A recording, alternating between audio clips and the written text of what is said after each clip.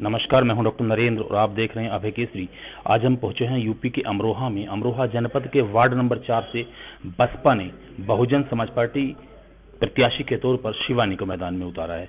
आइए हम जानते हैं शिवानी से उनके बारे में। जी शिवानी जी। नमस्कार, जय भीम। मेरा नाम शिवानी है। मैं बसपा नेता जयदेव सिंह जी की सुपुत्री हूँ। जैसा कि आप सब जानते हैं, मैं वार्ड नंबर 4 से बसपा की उम्मीदवार हूँ। आप सबसे उम्मीद करती हूँ कि अपना आशीर्वाद देंगे और मुझे विजयी बनाएंगे।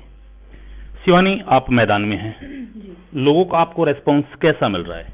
मुझे अभी तक बहुत पॉजिटिव रिस्पांस, बहुत अच्छा रिस्पांस मिल रहा है। माताएं, बहनें, बड़े बुजुर्ग, युवा, सब लोग मुझे काफी अच्छा सहयोग दे रहे हैं। सब लोग खुश हो जाते हैं जब वो एक युवा को अपने बीच में देखते हैं और वो लोग मानते हैं कि मेरी जीत होगी और वो लोग इसमें जरूर मेरा सहयोग देंगे।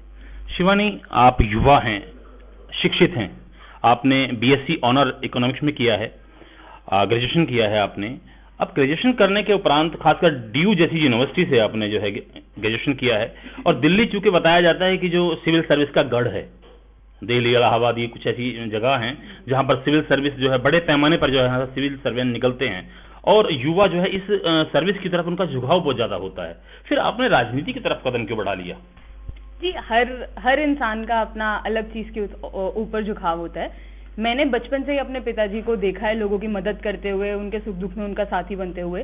तो मेरे लिए वो प्रेरणा स्रोत मेरे पिताजी थे और मैंने सोचा कि अगर पॉलिटिक्स ही एक ऐसा जरिया है जिसके जरिए मैं बाकी चीजों में भी सपोर्ट कर सकती हूँ, सहयोग दे सकती हूँ, तो इसलिए मेरा झुकाव पॉलिटिक्स की तरफ था, राजनीति की तरफ था। इसलिए मैंने इको ऑनर्स करने के बाद भी सोचा कि हाँ, अब टाइम आ गया है, अब मुझे राजनीति में उतर ही जाना चाहिए।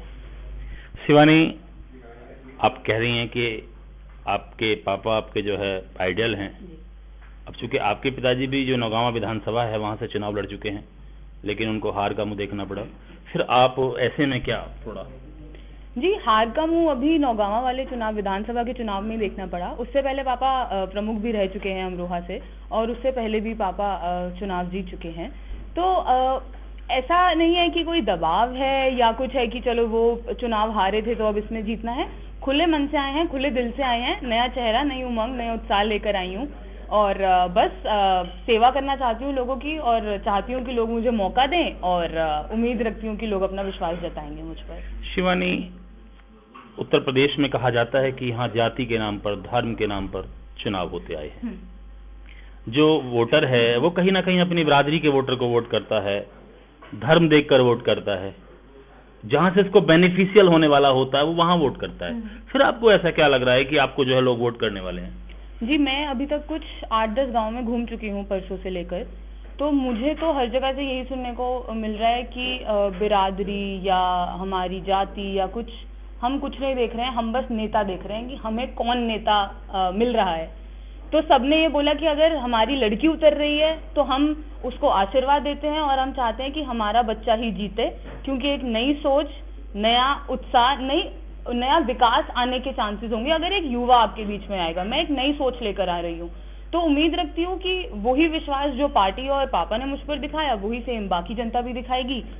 आप युवा की बात कर रही हैं शिवानी, जबकि युवा आपके सामने और भी हैं, वहां और भी युवा चुनाव लड़ रहे हैं, तो फिर ऐसे में जो है औरों को छोड़कर लोग आपकी तरफ क्यों आएंगे, थोड़ा सा बताएं। जी, जितना मुझे अब तक पता चला है बाकी उम्मीदवारों को देखकर मैं सबसे छोटी हूँ और अगर सबसे छोटी हूँ और मैं मानती हूँ कि मैं, क्योंकि डीयू से आई हूँ, वहाँ भी चुनाव होते हैं, मैंने वहाँ भी चुनाव देखे और मैंने अपने खुद के परिवार में देखा है। तो अगर वो बोले कि बाकी भी लोग युवा लड़ रहे हैं तो मैं बोलूँगी मैं सबसे छोटी युवा लड़ रही हूँ। अगर सबसे छोटी युवा लड़ रही है तो आप सोच सकते हैं कि वो क्या नई आपके लिए नई चीजें, नए उम्मीदें और नई अपॉर्चुनिटीज, नई चांसेस आपके लिए लाएगी। तो मैं सोचती हूँ कि आपको मुझ पर विश्वास दिखाना चाहिए और एक तो चांस देना चाहिए। अच्छा, आप कह रही हैं कि जनता आपको चांस देगी। जी।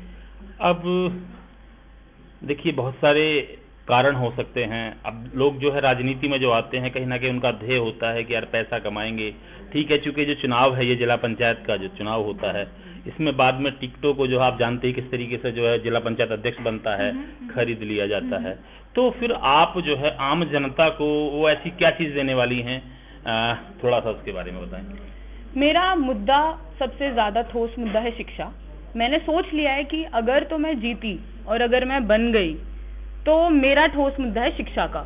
मैंने माताएं बहनें सबको शिक्षा देने का सोच लिया है, ठान लिया है। मैं प्रशासन के साथ बैठकर चाहे कुछ भी करना पड़े, मैंने शिक्षा को आगे बढ़ाना ही बढ़ाना है, क्योंकि मैं एक शिक्षित इंसान हूँ। इसलिए मैंने सोचा है कि अगर मैं शिक्षा का महत्व उठा सकती हूँ और मैं वो महत्व जानती हूँ, तो मुझे चाहिए कि वो सब लोग उठाएं और जितना मेरे से बन पड़ेगा मैं उसकी ओर काम करूंगी। बाकी तो मुद्दे हैं ही। गंदगी मैंने देखी है। कल मैं एक स्कूल में गई थी, गर्ल्स स्कूल था वो एक गांव में। वहां पर कोई रोड नहीं है, कोई सड़क नहीं है, मिट्टी पे लड़कियां चलकर जाती हैं, धूप होती है, वो गर्म लगता होगा, बहुत चीजें हैं। तो इसलिए तो मैंने सोच लिया कि रोडें, सड़कें, खड़ंजे और गंदगी साफ करवाना। उसके बाद पेयजल की प्रॉब्लम है इतनी, लोगों को साफ पानी नहीं मिलता पीने के लिए। बहुत ऐसी चीजें हैं जो मैंने देखी हैं और खुद सोच लिया है कि अगर तो मुझे लोगों ने जिताया और विजयी बनाया तो मेरे ये मुद्दे रहेंगे और मैं इन पे, मैं तो कहती हूँ अगर ऐसा हो पाया तो मैं तो पहले साल में ही सब करके दिखा दूंगी, क्योंकि मैंने बस ठान लिया है कि अब तो करके ही दिखाना है। लेकिन बीजेपी का कहना है कि उन्होंने जो है सड़कें गड्ढा मुक्त कर दी हैं, कहीं कोई गंदगी नहीं है, कहीं कुछ है नहीं, क्योंकि सफाई को लेकर बहुत बड़े पैमाने पर जो है प्रधानमंत्री जी की ओर से लगातार अभियान चलाए जा रहे हैं कि ऐसा कुछ नहीं है, सड़कें बढ़िया कर दी गई हैं, रिंग रोड बना दिया गया है, गांव-गांव में खड़ंजे बनवा दिए गए। तो फिर ऐसा थोड़ा बताएं आप। जी, प्रत्यक्ष को ना प्रमाण की आवश्यकता नहीं होती है। तो आप भी जानते हैं, मैं भी जानती हूँ और जनता भी जानती है कितना काम हुआ है, कहाँ नहीं हुआ है। तो अगर ये बोलें कि बीजेपी ने बोल दिया है, किसी और पार्टी ने काम करवा दिया, हम सब देखते हैं कहाँ हुआ है काम या कहाँ नहीं हुआ। अगर 10 सड़कें हैं, 10 में से एक को आप बना दो और बोल दो हाँ हमने काम कर दिया, वो काम नहीं होता। 10 हैं तो 10 ही बनेंगी, 10 में काम होगा तो वो काम माना जाएगा। 1-2 करके आप बोल दें कि हाँ भैया हमने काम कर दिया, वो काम नहीं होता। शिवानी का कहना है कि धरातल पर जो है वो चीजें नहीं हैं। चलिए शिवानी, मान लेते हैं आपको जो है, यदि आप चुनाव चुके मैदान में हैं, आपके ऐसे 2 या 3 मुद्दे ऐसे बता दीजिए जो आपकी जो पंचायत है, जिला पंचायत जो वार्ड है आपका, उसमें जो सबसे ज्यादा समस्याएं हैं, सबसे ज्यादा दिक्कतें हैं, वो ऐसे 2 या 3 मुद्दे हमें बता दीजिए प्लीज। जी, मैंने जैसे कि बताया, गंदगी का मुद्दा है और मैंने देखा है कि सड़कें नहीं है, खड़ंजे नहीं है, मिट्टी पर लड़कियां चलती हैं, लोग चलते हैं, बूढ़े चलते हैं। तो सबसे ज्यादा एक तो मेरा दूसरे नंबर पे ये आएगा और पहले नंबर पे मेरे लिए आएगा शिक्षा का। मैं मानती हूँ उसमें मेरा डायरेक्टली मैं कुछ कर नहीं सकती हूँ, पर हाँ मैंने प्रशासन के साथ बैठ के उसमें अपना विचार रखना है, अपनी तरफ से जितना बन पड़ेगा मैंने उसकी ओर जरूर काम करना है। क्योंकि मैंने देखा है कि लड़कियां घरों में बैठी हुई थी पर वो स्कूल नहीं जा रही थी। हाँ माना ऑनलाइन क्लासेस हो रही है, सब कुछ ऑनलाइन हो रहा है, लेकिन वो ऑनलाइन भी उनके पास नहीं था क्योंकि उनको वो मौके ही नहीं मिल रहे हैं। स्कूल है, टीचर्स नहीं है। ऐसा क्यों है? क्या हमारे पास जवाब है? शिवानी, आप कह रहे हैं कि जो बातें आप बता रही हैं, धरातल पर अगर आप देखते हैं, यदि आप मेंबर भी बन जाती हैं, ये कहा जाता है कि अमूमन जो महिलाएं हैं वो पर्दे के पीछे से काम करती हैं। उनके जो या तो उनके फादर काम करेंगे या उनके हस्बैंड काम करेंगे या उनका कोई बेटा या भाई काम करेगा। फिर आपको क्या लगता है कि आप सारे काम स्वतः ही अपने निर्णय पर लेंगे, अपने ही खुद के द्वारा जो है निर्णय लेंगे? इसके बारे में थोड़ा बताएं। जी, जैसे कि आप जानते हैं मेरे पिताजी जयदेव सिंह जी हैं, वो बहुत टाइम से क्षेत्र में हैं। तो अभी हम जितना घूमे भी हैं, पापा ने हर जगह मुझे ही आगे रखा है। ऐसा नहीं था कि वो जाके लोगों को बोल रहे थे कि हाँ भाई मैं वोट मांगने आया हूँ या ये मेरी बेटी है इसको वोट दीजिए। पहले मैं बताती थी, फिर पीछे से अगर कोई पूछता था तो मैं बताती थी हाँ पापा पीछे ही खड़े हैं। वो अगर मुझे आगे रख रहे हैं, अगर पार्टी ने मुझ पे भरोसा दिखाया है, तो मैं चाहती हूँ कि लोग भी ये मान लें कि मुझे कोई चला नहीं पाएगा, मुझे कोई बताएगा नहीं कैसे करना है। मैं जो लाऊंगी, जो निर्णय होंगे वो सब मेरे होंगे। बट हाँ, अगर मैं कहीं उलझी, कहीं कोई उलझन आई, कहीं कोई लगा कि कुछ उपाय चाहिए, कहीं फंसी हुई हूँ, तो जरूर मेरे लिए मेरा एक समाधान क्षेत्र होंगे मेरे पिताजी, उनके पास जाऊंगी और जैसे बोलते हैं ना समाधान का पिटारा, मेरे लिए वो होंगे। जो उनकी सलाह होगी उसके हिसाब से काम होगा। आपने शिवानी को सुना, उनका कहना है कि क्या क्या उनके मुद्दे रहने वाले हैं।